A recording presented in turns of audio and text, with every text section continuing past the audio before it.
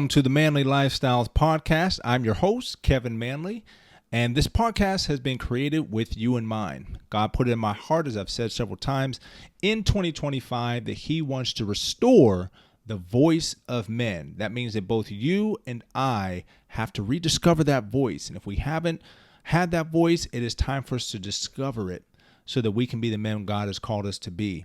Please like and subscribe to the channel. Again, you can find us on Apple Podcasts, Spotify, Podcastle, as well as Instagram and YouTube.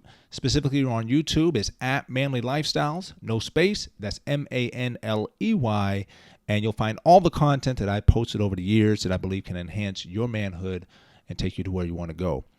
Now, before I jump into this, I want to just express how grateful I am to God for the opportunity to have given away 4 high-quality suits to a local charity that services men as they are coming out of incarceration and rejoining society.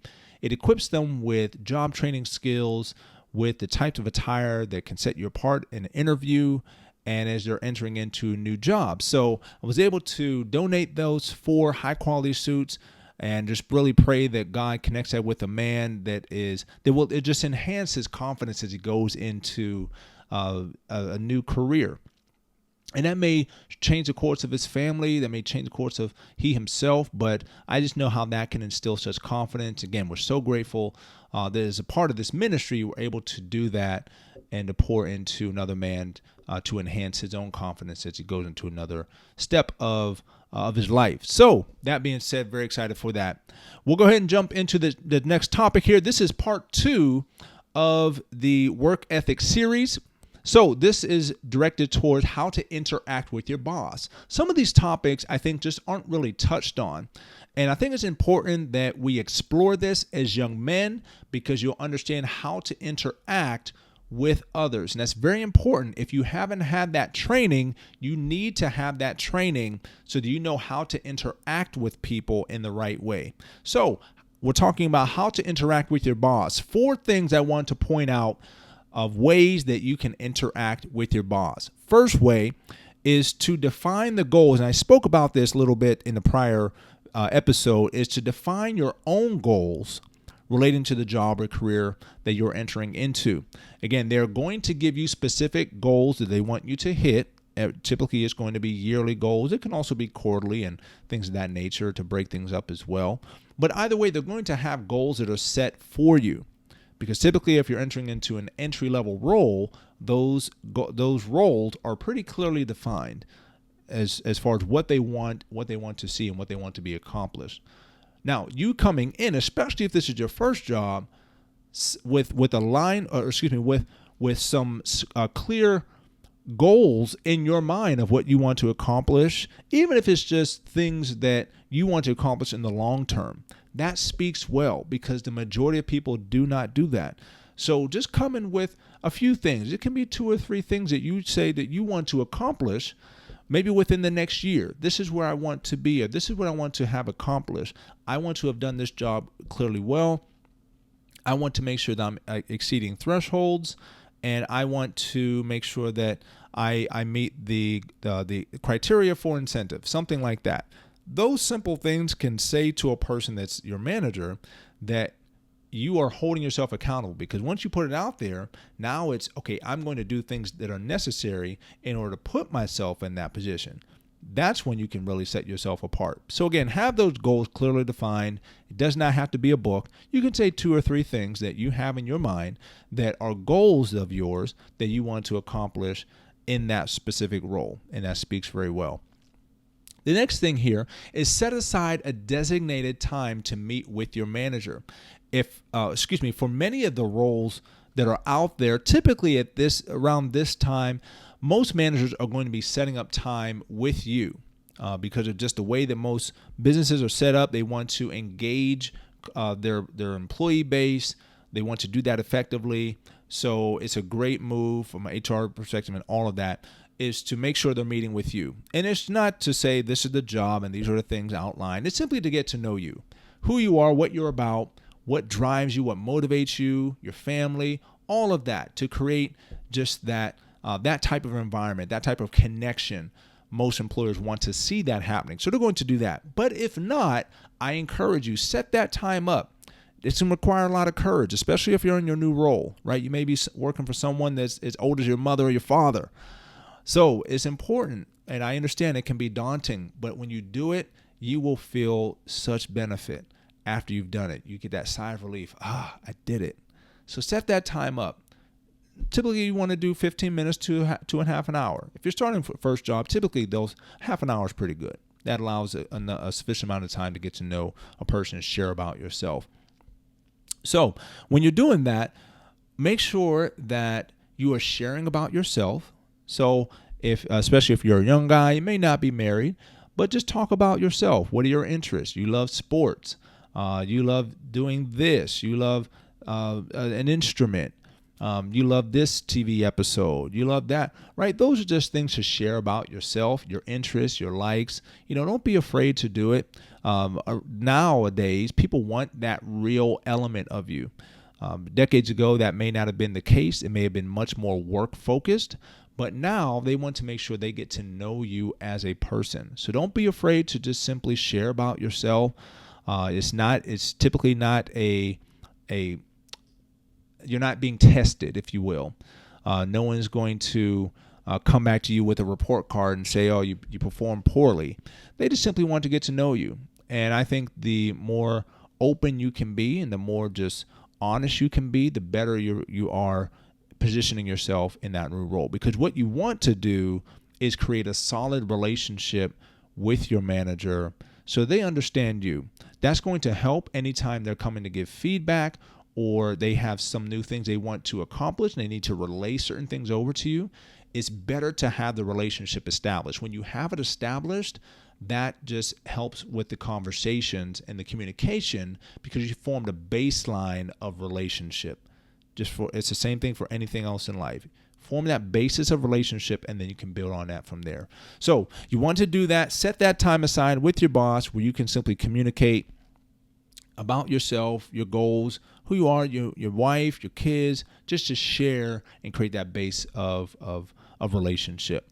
Next thing here is level setting with your boss. I think this is a great one. This is a challenging one, I'll be honest, because this requires you, if you've ever heard of, actually I'll touch base on that here shortly, but level setting expectations with your boss. It's important to communicate in a way that conveys what your intentions are, what you're about. So when you're level setting expectations, you're understanding what your boss wants to see happen, and you're making sure that you are clear on that, and you're also clear on how you're going to meet those. So the level setting is very important so that your boss is not expecting you to do things at this level, but you're doing things here. You want to make sure that you've level set. So when they say, I want to see these 3 or 4 things accomplished by this date, you want to make sure that you understand that. You're not confused about it. You don't want to be the person that maybe misheard and then you don't say anything until after the fact. You don't want to do that. Get those things clarified up front. Go ahead and level set. Maybe they have a list of criteria for the role. Rehearse that back. Okay, you want to see A, B, and C, correct? I just want to make sure I understand these are the dates and these are the times you want these things to be accomplished. Yes, absolutely. These are the role, these are the criteria that we want you to do, right? You're level setting across the board. So you're setting a baseline of expectation. Very important to do. And the last thing here is learning to manage up. This can be very challenging. And I will say it can be very challenging throughout a person's career, not just their first job, but throughout their career, because you have to manage how you are being managed. You have to set boundaries on how you are being led as an employee at that organization. What that means is you have to be able to be self-aware. So in order to do this effectively, you have to first be self-aware. That means you have to understand how you learn, how you are motivated, and what communication methods work well for you. Now, I don't expect you to know all that, especially right out of the gate. If you do, fantastic, you're a superstar. But it takes people years to learn some of this. It took me years to learn some of these different pieces and then begin to put them together and be more effective at being able to manage up. Because what you have to be able to do is, like I said earlier, be self-aware. So one of the things I had to learn to do is understand that I, as a person, I've learned to be self-aware. Okay, so I know where my strengths are. I know where my opportunities are. And I'm not bashful in talking about them. Now, for me, I'm not bashful because it's not about what you see in me today. It's about where I'm heading. I'm going to say that again. It's not about what you see in me today, my efficiencies, my strengths, my opportunities. It's not about any of that today. It's about my destination. And if it's about my destination, I'm not daunted by you seeing the parts of me that still need work. But that's because God has transformed me to a place where I'm able to do that effectively. It was not always the case. I was full of pride. I didn't want you to know where my deficiencies were, because now it meant that you thought, now you might think worse of me, and I couldn't bear that. And that may be the case for you as a young man as you're going into a job. And maybe there are areas of pride, or there's areas that you don't want others to see. Listen, I've been there for a long time. The challenge is that if I can overcome that and begin to be self-aware, because now I'm acquainted with my strengths, but I'm also acquainted with my deficiencies to a point where I know how to work through those things. If you can convey that to a manager, you've now, the message that what you've conveyed is that I'm someone that is going to achieve at the end of the day. If I hear that as a manager, I get ecstatic, because I think this is someone that's pliable. This is someone that I can work with. This is someone that I can help get to where they want to go, because they're going to listen to me when I say, you want to change this, you want to do this, you want to adapt here, all of those types of things. So you have to be self-aware. You have to know where your strengths are. You have to know where your opportunities are, and be able to communicate them in a way that conveys that you are someone that's pliable. You don't want to just come in and say that, oh man, I hate being on the phones because I have to communicate with people. Well, if your job requires you to communicate with people, that's sending the wrong message, because now I'm hearing, well, why did I employ this guy? He doesn't even like talking to people.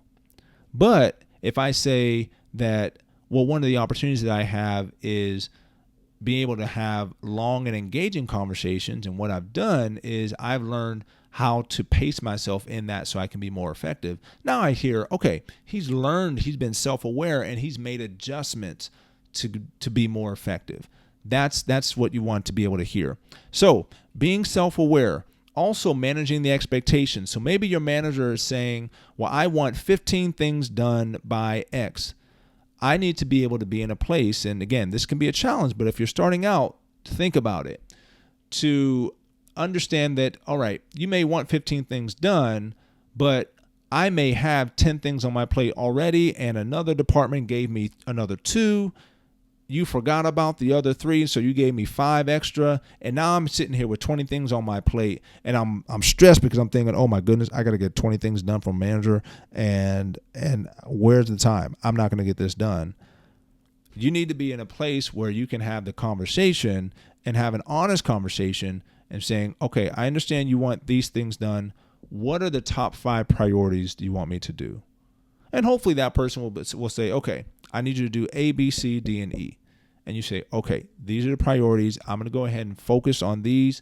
If I can get to these other ones, great. But I really want to make sure that I can do these ones effectively and meet these targets. Great. Oftentimes, managers aren't really fully aware because they may be responsible for a number of areas. So they're not fully aware that they told you 20 things that they want you to get done. But what you have to be able to do is engage in that type of conversation. And that can take practice. So I encourage you, practice it to where you can get to the point where those conversations can be more effective at the end of the day. Because what that'll do is it makes sure that you can maintain your peace. You don't want to lose your peace. You don't want to be stressed out because your manager told you to do 10 things knowing you can only do 4. You want to say, hey, you gave me 10 things. What are your top priorities you'd like me to focus on? and then you can take things from there. So all those things, those 4 things, you can, if you do that, you'll be very effective in being able to interact with your boss effectively. We'll talk about the next thing on the next episode. Talk to you soon.